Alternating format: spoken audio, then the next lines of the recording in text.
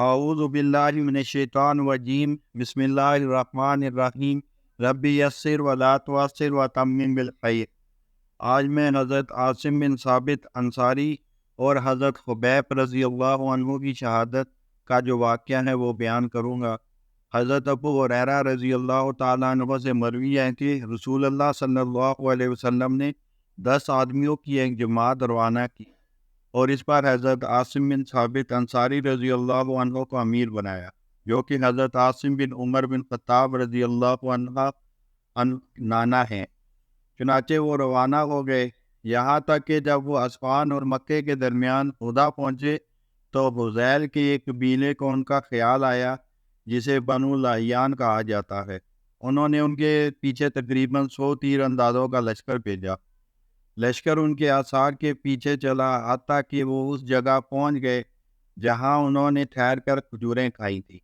انہوں نے کہا یہ گٹھلیاں یثرب کی ہیں۔ چنانچہ ان کے آثار کے پیچھے لگے رہے۔ جب حضرت عاصم رضی اللہ عنہ اور آپ کے ساتھیوں کو ان کا احساس ہوا تو انہوں نے ایک پہاڑ کی چوٹی پر پناہ لی۔ ان لوگوں نے انہیں گھیر لیا اور ان سے کہا نیچے اتر آؤ اور اپنے آپ کو ہمارے حوالے کر دو، ہم تمہیں پختہ وعدہ دیتے ہیں کہ تم میں سے کسی ایک کو بھی قتل نہیں کریں گے۔ ان کے امیر حضرت عاصم بن ثابت رضی اللہ تعالیٰ عنہ نے کہا کہ میں تو اللہ کی قسم کسی کافر کی پناہ میں ہرگز نہیں اتروں گا، اے اللہ اپنے نبی کو ہماری خبر پہنچا دے۔ اتنے میں انہوں نے تیر مارا اور ان 7 میں سے حضرت عاصم رضی اللہ تعالیٰ عنہ کو شہید کر دیا، اور 3 آدمی ان کے وعدہ عہد پر نیچے اتر آئے۔ ان میں حضرت خبیب بن عدی، زید بن دسنہ اور ایک اور صاحب تھے۔ جب انہوں نے ان پر قابو پا لیا تو انہی کی کمانوں کی تانتیں کھول کر ان سے انہیں باز دیا۔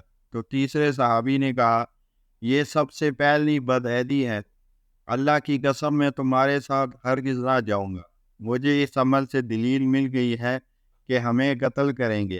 انہوں نے اسے بہت کھینچا اور بڑی کوشش کی، مگر اس نے ان کے ساتھ جانے سے انکار ہی کیا تو اسے قتل کر دیا، اور حضرت خبیب اور حضرت زید رضی اللہ تعالی عنہما کو لے کر چل پڑے، حتیٰ کہ انہیں غزوہ بدر کے بعد مکے میں بھیج دیا۔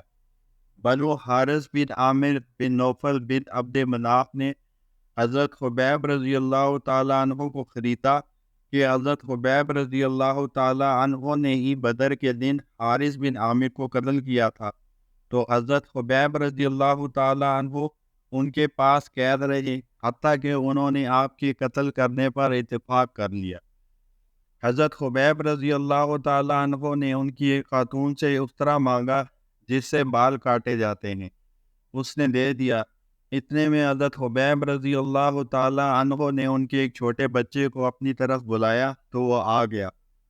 وہ عورت کہتی ہیں میں اس سے غافل تھی، بس میں نے دیکھا کہ بچہ خبیب کی ران پر بیٹھا ہے اور استرا اس کے ہاتھ میں ہے، میں گھبرائی۔ خبیب نے میری گھبراہٹ پہچان لی اور کہا کیا تو ڈر رہی ہے کہ میں اسے قتل کر دوں گا؟ میں ایسا کرنے والا نہیں ہوں۔ وہ خاتون کہتی ہے اللہ کی قسم میں خبیب سے بہتر قیدی کو کبھی نہیں دیکھا۔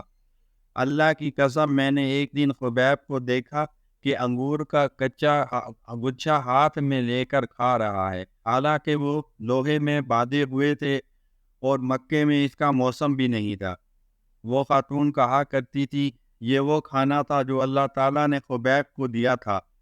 جب وہ لوگ حضرت خبیب رضی اللہ تعالیٰ عنہ کو حرم سے لے کر نکلے تاکہ حرم سے باہر جا کر قتل کریں تو حضرت خبیب رضی اللہ تعالیٰ عنہ نے ان سے کہا مجھے مہلت دو کہ میں 2 رکعت نماز پڑھ لوں۔ انہوں نے چھوڑ دیا۔ پھر آپ نے فرمایا اللہ کی قسم اگر یہ بات نہ ہوتی کہ تم یہ گمان کرو گے کہ میں ڈر گیا ہوں تو میں زیادہ نماز پڑھتا۔ اے اللہ ان کو چن چن کر مار اور انہیں الگ الگ کر کے ہلاک کر اور ان میں سے کسی کو نہ چھوڑ۔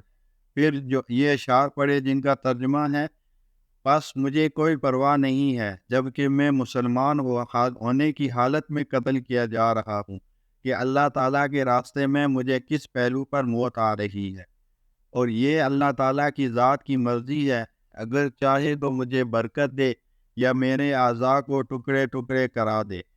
پھر ابو سروع عقبہ بن الحارث اٹھا اور آپ کو قتل کر دیا۔ حضرت حبیب رضی اللہ تعالیٰ عنہ پہلے آدمی ہیں جنہوں نے ہر مظلوم مقتول مسلمان کے لیے نماز پڑھنے کا طریقہ جاری کیا۔ اللہ تعالیٰ ہمیں اس پر عمل کی توفیق عطا فرمائے۔ وآخر دعوانا الحمد للہ رب العالمین۔